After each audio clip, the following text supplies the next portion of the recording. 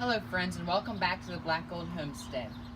If you're new to the channel, we make videos about homesteading with our livestock and animals, gardening, growing flowers, and potting up flower arrangements. We also do houseplant videos as well. Today we're on our front porch and we're going to be doing a video about some plants, and let's get started.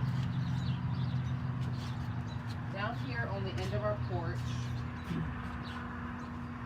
we have a pot with a beautiful perennial in it. This is Creeping Jenny.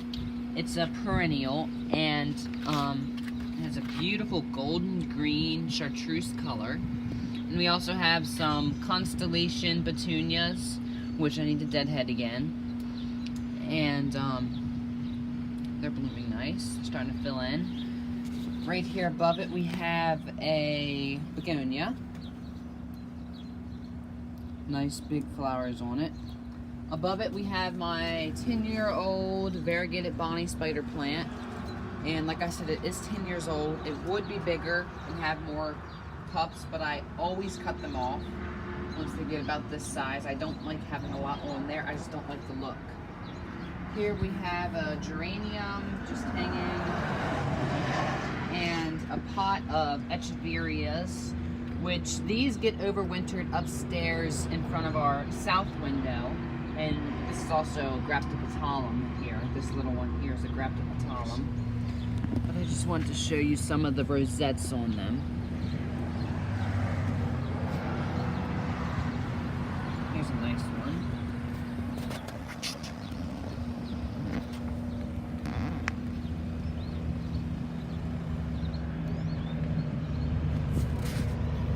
Now, also, we have another pot right down here, which is filling in very nicely. It is a chicken planter with a petunia in it. Now, back behind me here, an amazing heirloom tomato, the ivory pear, and I recommend them. They are bigger than the yellow pear, and they're not quite as vigorous, but they have a really good flavor, and they're not acidic. So I started these inside, and they're now outside growing. And then right here we have an Amy's apricot cherry tomato, which is an heirloom. And they're a little more difficult to grow. And I do have it growing in a container because I've had trouble with these in the garden before. We have a pot of blackberry petunias. They're also underplanted with oriental lily bulbs. But the bulbs, in my experience, lily bulbs don't come up the first year. It takes a couple years for them to come up, but it depends on the time of year that you plant. Here's a pot of some different Asiatic lilies growing here, and there's some morning glories coming up in there, and heirloom petunias, and also portulaca moss roses. Here's another pot.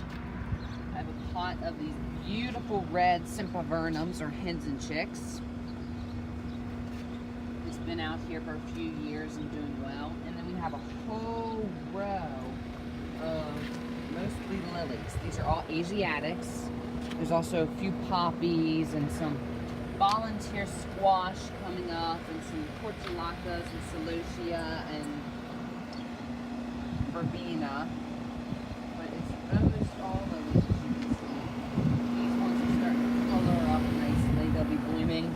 Probably by the 1st of June.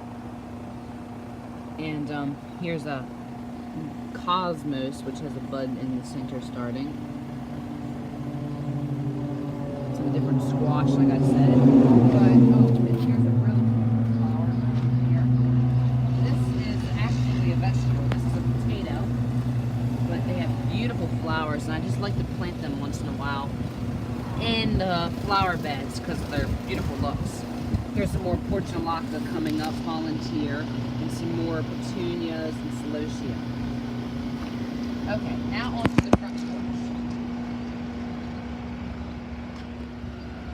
porch. Over here, further back in, we have a pot of Oxalis triangularis. And this is not a hardy plant, and it looks like a clover. It is not. I overwinter these upstairs in a west window, and they do very well. Here we have two matching arrangements. We have a purple fountain grass pennisetum in it, and we have two different varieties of coleus. We have some petunias and a sweet potato vine, which will serve as the spiller. Here's another matching arrangement, the first one. Now down here in front, we just have a couple of pots that I planted up with some different impatiens. And right here is a really nice plant that's starting to bloom. This is a Martha Washington Regal Geranium. And some other geraniums, and here's another hanging basket with some golden creeping Jenny and impatiens. Now I do overwinter the geraniums in a south or a southwest window, and they do pretty well there.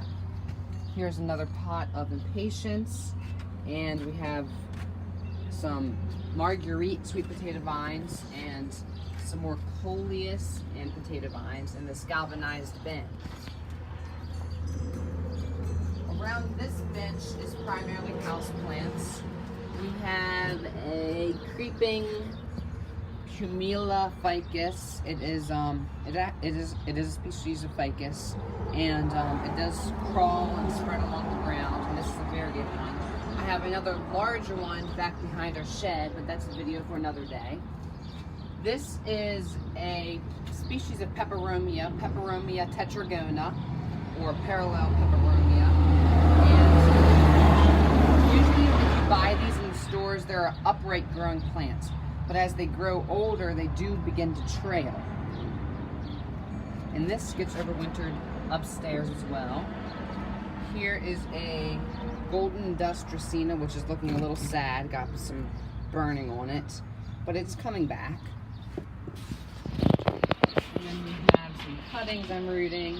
This here is a Pilea, also known as the Moon Valley Friendship plant, and this gets pink flowers. Here's another oxalis that I transplanted that needed some attention. I kind of forgot I had it upstairs and it was a little sad looking. This is a Abutilon, or flowering maple. It's not a maple, it's more closely related to the mallows or the hibiscus family. But as you can see, it's a variegated plant and it has a little orange flower forming. Here's another pot of oxalis that I brought down from upstairs, coming into full bloom. I also have more oxalis behind our shed. Here's some more matching arrangements that have coleus, petunias, and grasses. Another pot of black ray petunia, coming into really nice flower at the moment. This is a tuberous begonia that I will cut back come fall, take upstairs and overwinter. And one of my all-time favorite houseplants is right here. This is my Hoya polymura. Very nice plant. It does not bloom very often for me because I actually trim it to keep it nice and full and in shape.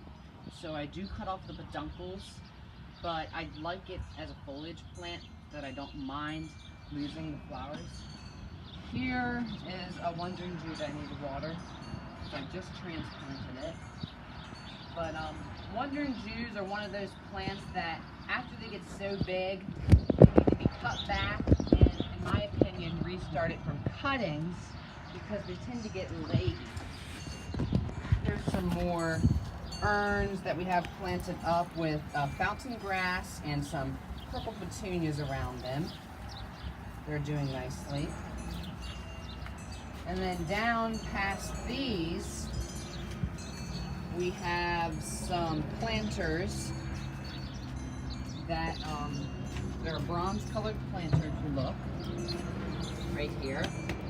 And we have our fall arrangements, as we call them.